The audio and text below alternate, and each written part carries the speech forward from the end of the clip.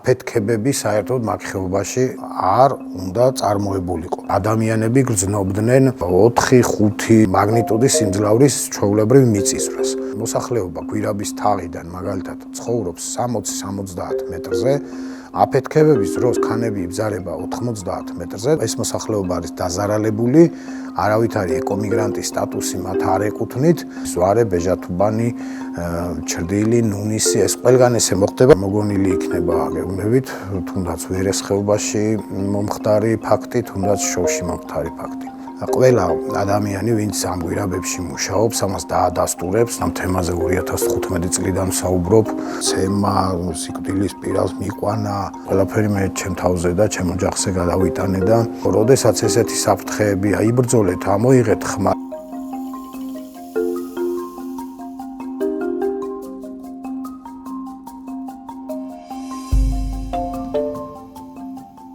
მოგესალმებით მეგობრებო, კიდევ ერთხელ მინდა თქვენი ყურადღება მივიპყრო ხარაგაულის რაიონში განვითარებულ მოვლენებზე, რაც გამოწვეულია საქართველოს რკინიგზის მოდერნიზაციის პროექტის ფარგლებში ჩატარებულ სამუშაოების შედეგად.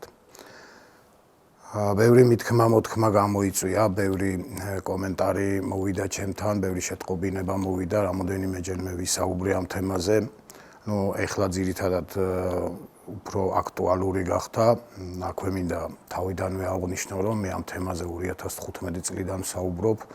მეტნაკლებად იყო ხოლმე გამოხმაურება, მაგრამ აღნიშნული პროექტი ისეთი მასშტაბის არის და ისეთი დარღვევებით ხდებოდა მან სამუშაოების წარმოება, ბევრი ერიდება ამაზე ხმამაღლა საუბარს. ბევრს საერთოდ არ აწყობს, ესე რომ ვთქვათ, ამ თემაზე საუბარი. მოკლედ, ძალიან მოკლედ განვიხილავ და მოგიყვებით თუ რა ხდებოდა აღნიშნულ პროექტზე, თუ როგორ წარმოებდა სამუშაოები და რა შედეგები მივიღეთ და რა შედეგებს მივიღებთ კიდევ ახლო და შორეულ მომავალში ჩხერიმელას, მდინარე ჩხერიმელას ხეობაში. მოკლედ, პირველ რიგში ბევრი შეკითხვა ხოლმე დასმული გვირაბებთან დაკავშირებით. აქ თავიდანვე მინდა აღვნიშნო, რომ აფეთქებით სამუშაოებზე როდესაც გვაქვს საუბარი 21 საუკუნეში, ამაზე საერთოდ არ უნდა გვიწევდეს არაფრის თქმა, იმიტომ რომ შეიძლებოდა ამ გვირაბების გაყვანა და აუცილებელიც იყო ეგრეთ წოდებული სპეციალური მანქანით, რომელიც გამორიცხავდა ყველანაირ აფეთქებას. მდინარე ჩხერიმელის ხეობა მთლიანად ძირულიდან ლიხის ქედამდე წარმოადგენს ძალიან უმოწყვლად ქანებს და იქ აუშვებელია აფეთქებითი სამუშაოები. მოკლედ, რაც მოხდა გვირაბებში დაიწყო აფეთქებები, გაჭრა გვირაბების აფეთქებებით და ჯერ შევეხები ძალიან მოკლედ გვირაბებში არსებულ სიტუაციას, თუ როგორ ჩატარდა იქ ამ გვირაბების მშენებლობა, თუ რა დარღვევები იყო და მე მინდა ეხლა ამჟამად უკვე მატარებელი დადის ამ გვირაბში, სხვა გზა არ ქონდათ, უნდა გაეტარებინათ მატარებელი და დარწმუნებული ვარ ექსპლუატაციაშიც არ არის შესული, იმიტომ რომ საცდელი გატარებები დაარქვეს აქ, შემდეგ სატვირთო უნდა გაეტარებინათ, ამის შემდეგ იყო რაღაც ჩემი საუბარი, შემდეგ მოხდა ის, რომ სამგზავრო მატარებელიც შეუშვეს. მოკლედ, აგიხსნით რა ხდება ამ გვირაბებში. გვირაბებში აფეთქების შედეგად ჩამოდიოდა იმაზე მეტი რაოდენობით მიწის ნაშალი ქანები, რაც ჩვეულებრივ გაბურღვით სამუშაოებში არ იქნებოდა. და ეს მასა, რომელიც გვირაბის თაღის ზემოთ, ეხლა ჩასხმული თაღის ზემოთ, სიცარიელების სახით არის დატოვებული, აუცილებლად უნდა ამოვსებულიყო ბეტონით და შემდეგ დამჯდარიყო თაღი.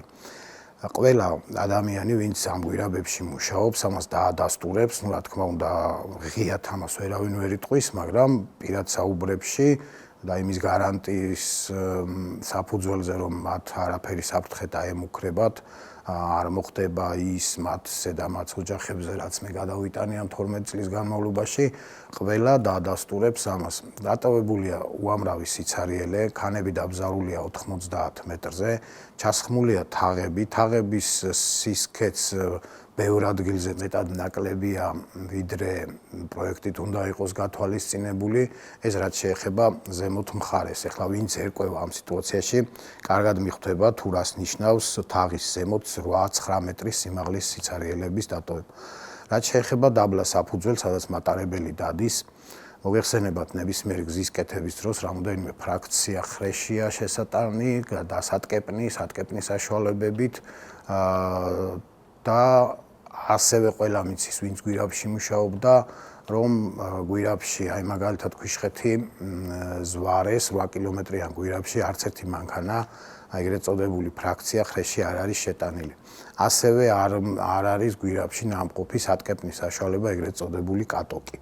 ამის დამადასტურებლად ეხლა რა თქმა უნდა ამის მოკვლევა ძნელია, ამაზე მე 2015 წელს ვსაუბრობდი, როდესაც მშენებლობა მიდიოდა, მაშინ არავინ მიაქცია ყურადღება, მაგრამ ეხლა შეიძლება თუ მოინდომებენ და ამის გადამოწმებას გადაწყვეტენ, არ არის ეს პრობლემა, რადგან ნებისმიერ ზედამხედველობის სამსახურს, თუნდაც იმ კომპანიას, სადაც მე ვმუშაობდი, კომპანია აილევში, რომელიც ზედამხედველობას უწევს ამ პროექტს, უნდა კონდეს ვიდეო და აუდიო მასალა, სადაც ნათლად გამოჩნდება, რომ ამ გვირაბებში მოძრაობს სატკეპნის საშუალება არა საშუალებები, რამოდენიმე სახის ეგრეთ წოდებული კატოკი უნდა დადიოდეს ერთდროულად და ასევე შეტანილი მასალის ლაბორატორიული დასკვნები, კეპნის კოეფიციენტები, ეს ყველაფერი უნდა არსებობდეს.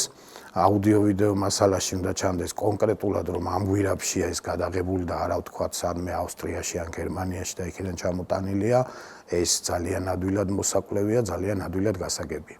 ამის შემდეგ მოხდა ის, რომ დაიგო ბეტონის საფარი, გვირაბიდან გადმოტანილი, აფეთქებული, ეგრეთ წოდებული მიწა, ქვა, ხრეში, რაც გადმოდიოდა გვირაბში, მოეყარა, ძირითადად ტალახის სახით იყო და დაეგო ზედ ბეტონი. ბეტონის საფარმა დაიწყო მოძრაობა, ყველა მიცის ეს, ვისაც მანქანით გაუვლია იმ პერიოდში, იყო გახსნილი გვირაბები და ნებისმიერ ადამიანს შეეძლო მანქანით გავლა, მე არ შემეძლო რა თქმა უნდა, მაგრამ ინტენსიურად დადიოდნენ და ჩანდა, რომ გვირაბებში ძირს საფუძველზე დაგებულმა ბეტონმა დაიწყო მოძრაობა. ასევე პრობლემური იყო ამ გვირაბებში ეს ვენტილაციის სისტემა და ეს უკვე ისეთი ტექნიკური მხარეა, რომელიც გამოსწორებადია და ეხლა შეიძლება გაკეთდეს, არანაირ პრობლემას არ წარმოადგენს, მაგრამ ვინც ამ გვირაბებში დადიოდა შარშან-წილ და რამოდენიმე წლის განმავლობაში ყველა ხედავდა, რომ თითქმის ყველა ადგილზე კედლები იყო სველი. წყლისგან გაჟღენთილი შავი ფერის. ამიტომ გამომდინარე იქიდან, რომ მე მაქვს ეს ყველაფერი ნანახი, თითქმის დარწმუნებული ვარ, რომ ამის გადამოწმების შემთხვევაში გვირაბი ექსპლუატაციაში ნამდვილად ვერ შევიდოდა. მოკლედ, აი ეს მინდოდა, რაც მე თქვა გვირაბებზე, აქ აღარ გავაგრძელებ თემას, იმიტომ რომ ეხლა ამჟამად მატარებლები შეუშვეს, რკინიგზის PR სამსახური მთლიანად ამით არის დაკავებული და ეხლა მე მაგათთან ნამდვილად ვერაფერს ვერ გავაწყობ, უბრალოდ მე რაც გითხარით და რაც მოვყევი, ვინც ერკვევა ამ საქმეში, კარგად მიხვდება თუ რა საფრთხეებთან გვაქვს საქმე, თუ რა საფრთხის ქვეშ დადის დღეს იქ სამგზავრო მატარებლები, ასევე სატვირთოც, რა თქმა უნდა, და რა შედეგები შეიძლება გამოიწვიოს ამან. ეხლა მე მინდა შევეხო, როდესაც გვირაბებზე ვსაუბრობ, აქ რაღაც წინააღმდეგობები მხდება ხოლმე, რომ აი ეს არ მოხდებოდა, ესე არ გაკეთდებოდა, ესეთი უხარისხოდ არ იქნებოდა მშენებლობა. გვირაბებს დავანებოთ თავი და გადავიდეთ გარეთა მხარეს, სადაც ვიზუალურად კარგად ჩანს და დღესაც ჩანს თუ რა ხდება. ავიღოთ ეგრეთ წოდებული სანაყაროები, სადაც გვირაბიდან გამოტანილი ინერტული მასალა გამოტანილია და ჩაყრილია მდინარეში, მდინარის ხეობებში.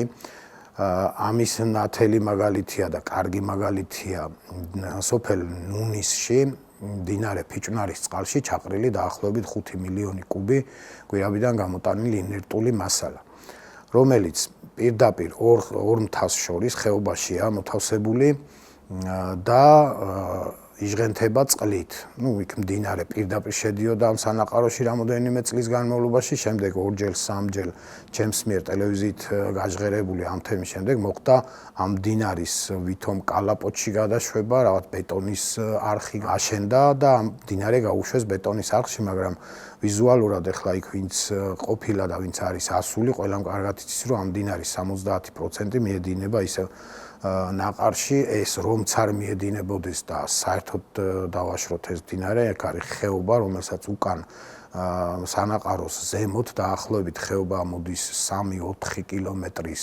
მანძილიდან და ძალიან უხვინალექია, ძალიან დიდი დატბორვა ხდება ყოველი ნალექის დროს.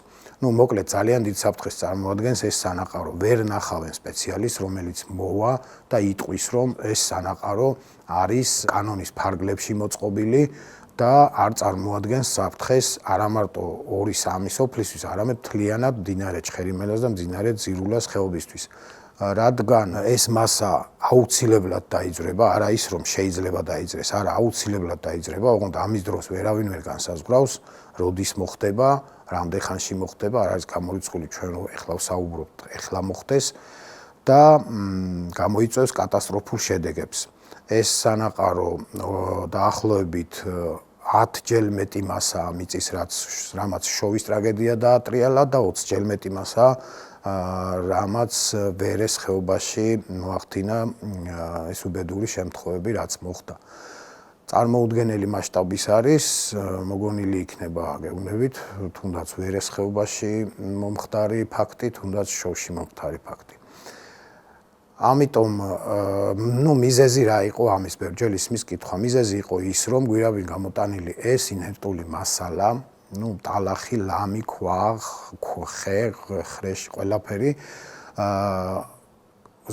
სოფელ ზვარეში, სადაც ეს გვირაბი იჭრებოდა, ზვარიდან მინიმუმ 60 კილომეტრზე უნდა გატანილიყო. არ არსებობს 60 კილომეტრზე ახლოს ისეთი ადგილი ამ ხეობაში, სადაც შეიძლება დაიყაროს მიწა. ეს შეიძლება გადამოწმდეს ნებისმიერ დროს, ნებისმიერ ადამიანს, ნებისმიერ კომპანიას შეუძლია ერთი მანქანა მიწა მიიტანოს და დაყაროს სადმე ხეობაში. მეორე დღესვე მას აუცილებლად რეაგირება მოყვება და რა თქმა უნდა დაეწერება ჯარიმა და ეს ჯარიმა დაწერილი აქვს ასევე ჩინეთის 23 ბიუროს კონკრეტული ამ სანაყაროს დროს და თუ ეს დარღვევით არ ხდებოდა, რატომ დაუწერეს მაშინ ჯარიმა გარემოს და ბუნებრივი რესურსების დაცვის სამინისტრომ დაუწერა მათ ჯარიმა, მაშინ ძალიან უმნიშვნელო რაოდენობით იყო ჩაყრილი და ამის შემდეგ უკვე 5 მილიონ კუბამდე მივიდა ამოვსება ამ ხეობის.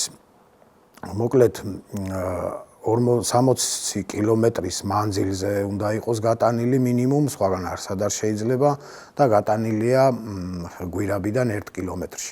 აქ ეხლა რასთან გვაქვს საქმე? ეს ნებისმიერ ადამიანს შეუძლია ანგარიშოს 5 მილიონი კუბი 60 კილომეტრის მაგივრად, როდესაც გაიტანენ 1 კილომეტრზე, რასთან გვაქვს საქმე, ყველას კარგად მოიხსენება.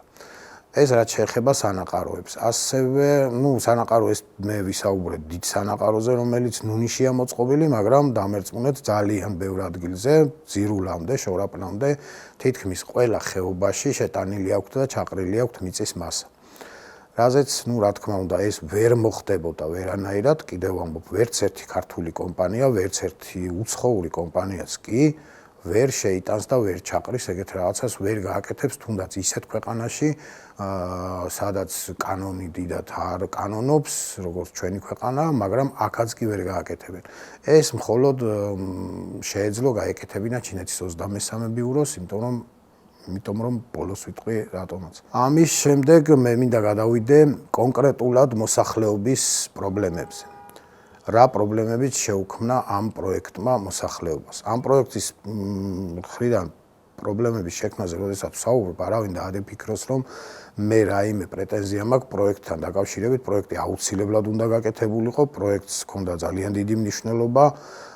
ეს არის საერთაშორისო მნიშვნელობის პროექტი, რომელიც დაკავშირებული უნდა ყოფილიყო ღრმაწყლოვან პორტთან, ღრმაწყლოვანი პორტის ქონის შემთხვევაში ჩვენ ქვეყანას ექნებოდა ძალიან დიდი რაოდენობით გადაზიდვები და ამისთვის რკინიგზის მოდერნიზაცია აუცილებელი იყო. ამას მე არ უარყოფ, ეს აუცილებლად უნდა გაკეთებულიყო, მაგრამ უნდა გაკეთებულიყო ისე, როგორც ამას მოითხოვს საამშენებლო ნორმები და როგორც წესითაც ხდება მშენებლობების წარმოება. ეხლა მე მინდა შევეხო აფეთქებების შედეგად როგორც აღნიშნე, აი იმ სოფლების და იმ ხეობის მთლიანად ზიანის მიყენებას, რამაც უკვე გამოიწვია ზოგან შედეგი, რაც შემდეგში გამოიწვევს აუცილებლად ძალიან მძიმე შედეგებს. ასევე დავიწყებ იგივე ზვარე ქვიშხეთის გვირაბით, რომლის აფეთქებების დროს ქვიშხეთში იყო ძალიან დიდი პრობლემები ვიცი, წარმოიშვა, დაზიანდა რამოდენიმე სახლი და შემდეგ ასევე ხარაგაულში, მდინარე ჩხერიმელეს ხეობაში თავში აღვნიშნე, რომ ძალიან შლილი ქანებია, მოწყვლადი ქანებია და იქ აფეთქებითი სამუშაოები ჩატარება არათუ მიზანშეწონილი არ არის, არამედ კატეგორიულად არ შეიძლებოდა. ამის დამადასტურებელია თუნდაც ის, რომ აფეთქებების დაწყების დროს უკვე რამოდენიმე სოფელში დაიწყო როგორც მიწა-მოძრაობა, ასევე დაიბზარა რამოდენიმე სახლი. რა თქმა უნდა, ამას ყურადღებას არავინ არ აქცევდა, წარმოიდგინეთ, წლების განმავლობაში, 1 წლის, 2 წლის განმავლობაში სახლში ადამიანები გრძნობდნენ 4-5, ეხლა მაგალითად სოფელი ბეჟათუბანი რო ავიღოთ, ბეჟათუბანში უფრო მძლავრი მაგნიტუდის სიმძლავრის ჩვეულებრივ მიწისძვრას. ეს ხდებოდა დღეში 4-ჯერ და 5-ჯერ და წლის განმავლობაში, ვიდრე არ მორჩებოდა კონკრეტულად იმ მონაკვეთზე გვირაბის მშენებლობა. ამან გამოიწვია, რა თქმა უნდა, ქანების მოძრაობა, რა თქმა უნდა, გამოიწვია უამრავი პრობლემა. კონკრეტულად ჩამოვთვლი რამოდენიმე სოფელს, ეს არის ზვარე და ჩრდილი, სადაც უკვე რამოდენიმე ადგილზე ჩანს მეწყერული პროცესები, ჩანს მოძრაობა მიწის, იყო ასევე რამოდენიმე სახლში ბზარები და აუცილებლად ეს არ გაჩერდება, ეს პროცესები გაგრძელდება. ასევე მინდა შევეხო სოფელ ბეჟათუბანს, რომელიც წარმოუდგენელია, რომ იქ ადამიანები კიდევ ცხოვრობენ. ეს სოფელი უნდა გასახლებულიყო პროექტის დაწყებისთანავე, რადგან პროექტი გადიოდა სოფლის ქვეშ, სადაც მოსახლეობა გვირაბის თაღიდან მაგალითად ცხოვრობს 60-70 მეტრზე, აფეთქებების დროს ქანები იბზარება 90 მეტრზე და წარმოიდგინეთ, ახლა იმ სოფელში რა ხდება. ეს სოფელი ასევე მეწყერსაშიში ზონა იყო თავის დროზე, ალბათ საქართველოს რკინიგზაზე ერთ-ერთი რთული რელიეფი იყო მან და ესტაკადების ჩადგმა მოუწიათ, ეს კომუნისტების დროს მოხდა აქ სოფლის ძირში, რომ თავი გააჩერეს და წარმოიდგინეთ, აქ ცხოვრობს რამოდენიმე ოჯახი და ამ სოფლის ქვეშ გაიარა აფეთქებითმა სამუშაოებმა. კილომეტრიანმა გვირაბმა გაიარა სოფლის ქვეშ, შემდეგ შემოbrunდა 180 გრადუსით და სოფელ ნებოძირის აღმოსავლეთ ფერდობის ქვეშ გამოიარა ისევ 1 კილომეტრმა. ფაქტიურად მთელი 2 წლის განმავლობაში დღეში 4-ჯერ, 5-ჯერ იყო ჩვეულებრივი მიწისძვრა, ჩვეულებრივი ბიძგები. ეს სოფელი აუცილებლად უკვე დახსნილია, ყველა სახლი, აბსოლუტურად ყველა სახლი დაბზარულია, რამოდენიმე დაინგრა კიდეც, რა თქმა უნდა, როგორც წესი გაიყვანენ, როგორც ეკომიგრანტების, ეხლა ესე მოხდება, იმიტომ რომ თავის დროზე ხალხი ხმას არ იღებდა, ამაზე მე ცოტა გვიან ვისაუბრებ, თუ რა შეეძლოთ გაეკეთებინათ, რა არ გააკეთეს. მოკლედ, ეხლა მე მინდა შევეხო ღვერქსა და ხემაღალში ამ ორ სოფელში განვითარებულ მოვლენებს. რამაც გამოიწვია ამ ორი სოფლის მთლიანად დანგრევა, კატასტროფული სიტუაცია, ნამდვილად, ფაქტიურად იქ აღარ იცხოვრება, რა კომპენსაციაც არ უნდა გადაუხადო ხალხს, იმ სოფელში ვეღარ იცხოვრებს, იმ სოფელში ვეღარ დატოვებს თავის მიცვალებულს, არ მინდა ეხლა ამაზე ბევრი საუბარი, ყველა მთელმა საქართველომ ნახა და მე მგონი ყველას გააზრებული აქვს თუ რა მდგომარეობაში ჩავარდა იქ ხალხი.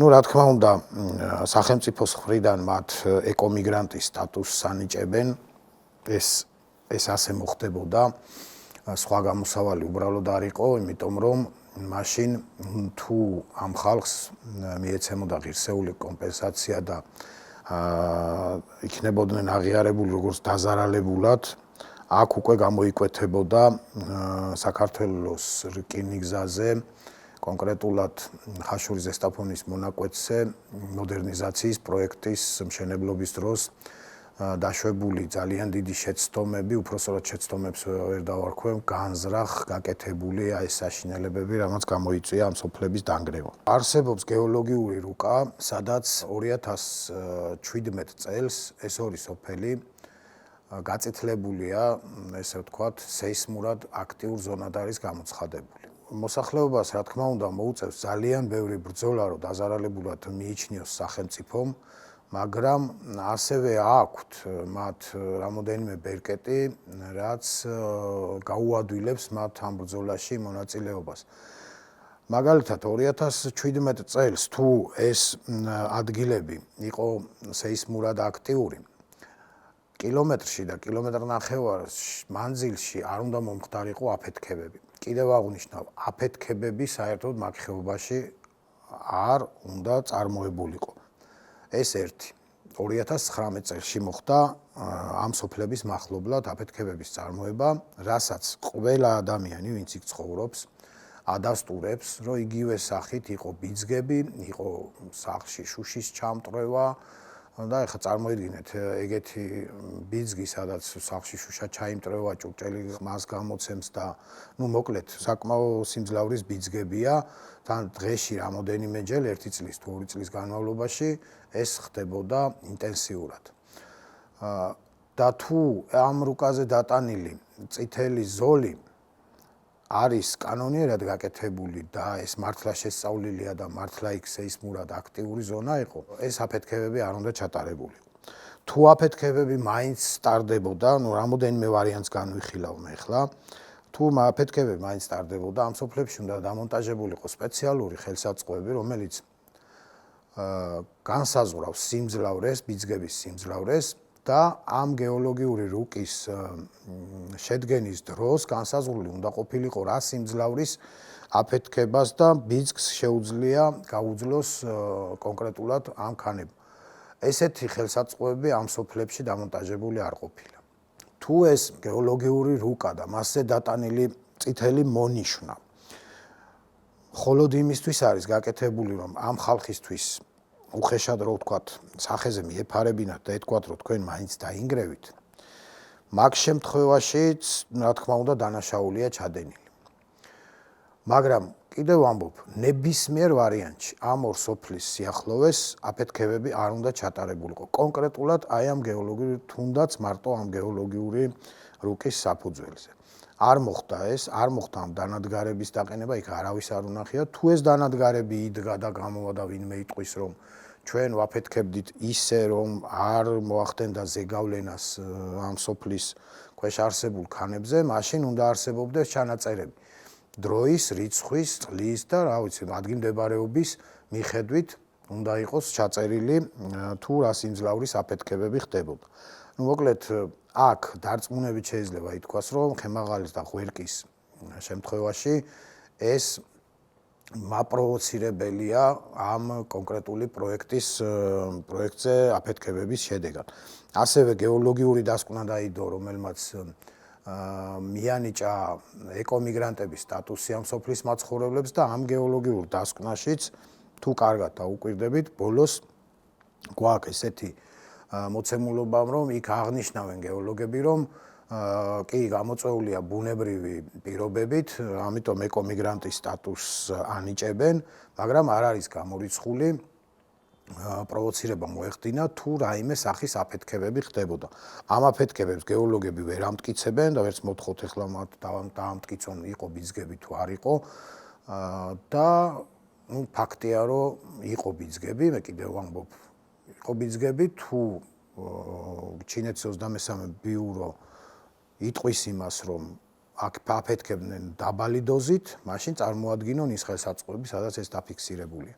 ამას ვერ წარმოადგენენ, მოკლედ ეს მოსახლეობა არის დაზარალებული, არავით არის ეკომიგრანტის სტატუსი მათ არ ეკუთვნით და იგივე სიტუაციაში აღმოჩნდებიან ჩემს მიერ ზემოთ აღნიშნული სოფლები, თუნდაც ის ზვარე, ბეჟათუბანი, ჩრდილი, ნუნისი, ეს ყველგან ესე მოხდება, სადაც კი ბიძგებს გრძნობდნენ აუცილებლად ყველა დაიძვრება და ყველა მეტ-ნაკლებად დროის განსაზღვრა მან ცოტა რთულია, ზოგი გვიან, ზოგი ადრე და ასევე საფრთხე შეექმნება ამ პროექტის გაგრძელების შემთხვევაში არის რამოდენიმე სოფელი, სადაც აპირებენ გაგრძელებას, ეს არის სოფელი დეისი, ქვები, ბაბი, ჭარტალი, აქ რომელ მხარესაც არ უნდა გაატარონ, ძალიან ცუდი სიტუაცია იქნება. მოკლედ, თელ ხეობაში არ შეიძლება აფეთქებები, რაღაცა აღნიშნე და ახლა მინდა მივმართო იმ მოსახლეობას, არა ნიშნის მოგებით დავუშვათ, იმიტომ რომ 2015 წლიდან ესმოდათ, რომ მე ამ თემაზე ვსაუბრობდი და ბევრისგან ირონია მიმიღია, ბევრისგან პირიქით აგრესია მიმიღია, იმის გამო რომ იქ ვიღაც მერი, სოფლის თავმჯდომარე თუ ვიღაც ავალებდა რაღაცას, რომ ჩემ წინააღმდეგ გამოსულიყო, რომ მე პროვოკატორი ვიყავი, არაფერი არ დაინგრეოდა, ყველაფერი კარგად იყო.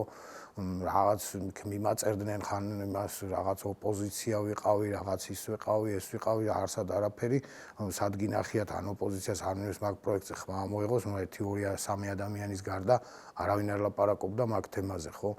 ხო და რა ვიცი, ხა როგორ გითხრათ, მე რაც შემეძლო ვთქვი, ამიტომ არის ის, რომ როდესაც რაღაცა პრობლემა წარმოიშვება, როდესაც სახლში ზიხარ და 1 წლის განმავლობაში გრძნობით ყევას ხმა უნდა ამოიღო, ყველა მოსახლე მიცის თუ რა ხდებოდა, როგორ ხდებოდა, იმარხებოდა ძალიან ბევრი რამე, იმარხებოდა ძალიან ულამაზესი ხეობის ნაპირები, მდინარის ნაპირები, მაგალითად სოფელ ანიულაში, მოლიდში ბავშვების სათამაშოს მოედანი დამარხეს. ხო, ვიცი ამ ყველაფერში რაც მოხდა, როგორც მოხდა, რატოც დაიმარხა, ვისი ნებართვით დაიმარხა, ეს ყველა მიცის და ეს ბოლოს როდესაც მოვა ამის დრო აუცილებლად მოვა, შეიძლება ძალიან ახლო მომავალშიც მოხდეს ეს. მე როგორც მაქვს ინფორმაცია შესაბამის სამსახურებში დევს ეს ყველაფერი. იმაზე, რაზეც მე ვსაუბრობ, ორჯერ მეტი ინფორმაცია დევს. უბრალოდ არის მომენტი, არის დრო, იმიტომ რომ ეს პროექტი წარმოადგენს სახელმწიფოში ამ პროექტიდან ძალიან ბევრმა ადამიანმა მოითმო ხელი, არა მარტო ხელისუფლების წარმომადგენელმა, ყველამ, აბსოლუტურად ყველა სფეროს შეეხო და ამიტომ არის პრობლემა, მაგათთან ჭიდაობა, ამიტომ გავიარე მე ის, რაც გავიარე ამ 12 წლის განმავლობაში, ამაზე ხო გეუბნებით არ მინდა საუბარი, ბევრჯერ მithქვამს. ნუ რაც შეიძლება ადამიანს დაემართოს და რაც ახლა გადის თითოეული მოქალაქე და ნუ ახლა დღეს გვიკვირს ცემა, სიკვდილის პირას მიყვანა, ნუ რა ვიცი, ყველაფერი ეს ყველაფერი მე ჩემ თავზე და ჩემ ოჯახზე გადავიტანე და ოჯახის წევრებმაც არიციან კიდე იმდენი რამე მაქვს გავლილი. ამიტომ მინდა მოუწოდო ყველას მივმართო, როდესაც ესეთი საფრთხეები აიბრძოლეთ, ამოიღეთ ხმა, ელემენტარულად ხმის ამოღება არ ნიშნავს იმას, რომ ვიღაცას ებრძვით, ვიღაცას ამხობთ. ჩვეულებრივად თქვენ სოფელს, თქვენ კუთხეს უნდა მიხედოთ და უაროთ რა, ვერ წარმოუდგენია ზოგიერთს, როგორ შეიძლება ეხლა მე აქ ვსაუბრობდე ისე, რომ რამე სარგებელს ვერ ნახულობდე ამაში, როგორ შეიძლება ილაპარაკო თქვა სოფელზე, ქალაქზე, ხეობაზე, მდინარეზე, ისე რომ ესე ჰაერზე და ტყუილად და არაფერი სარგებელი არ ნახო. შეიძლება, იმიტომ რომ თქვენ შვილებს და თქვენ შვილიშვილებს რჩებათ ეს და ესე რო ეფიქრა თქვენს წინაპრებს ეს ლამაზი ბუნება, რომელიც სადღეგრძელოებსაც სუფრაზე ჯდომის დროს მე-4, მე-5 ჭიქით ამბობთ, ვეღარ იტყოდით და ესე იქნებიან თქვენი შვილები, თქვენი შვილიშვილები. აი მინდა მივმართო იმ ხალხს, ვინც დღეს რაღაც როგორ გითხრათ, ხელფასის გამო, რაღაცის გამო ძალიან რო გიყვართ თქვენი კუთხე, წასულები ხართ, აი ხა ჩემს სოფლის მოსახლეობას მინდა მივმართო, იმიტომ რომ მათ კარგად ვიცნობ. რამოდენიმე ადამიანს, რომელიც წასულია სოფლიდან. თქვენ რო დღეს მანდ არ იყოთ, სადაც ხართ, დარწმუნებული ვარ, შეიძლება კარვები დაგედგათ და მოგეთხოვათ ის, რაზეც მე ახლა ვსაუბრობ, მაგრამ რაღაც კეთილდღეობის გამო, რაღაც იმის გამო, რომ თქვენ შვილებს რაღაც ლუკმა მეუტანოთ სახლში, ჩუმად ხართ და დამერწმუნეთ რა, ეს ხეობა აღარ იქნება ლამაზი, აღარ იქნება ისეთი, როგორიც იყო და აქ უკვე ძალიან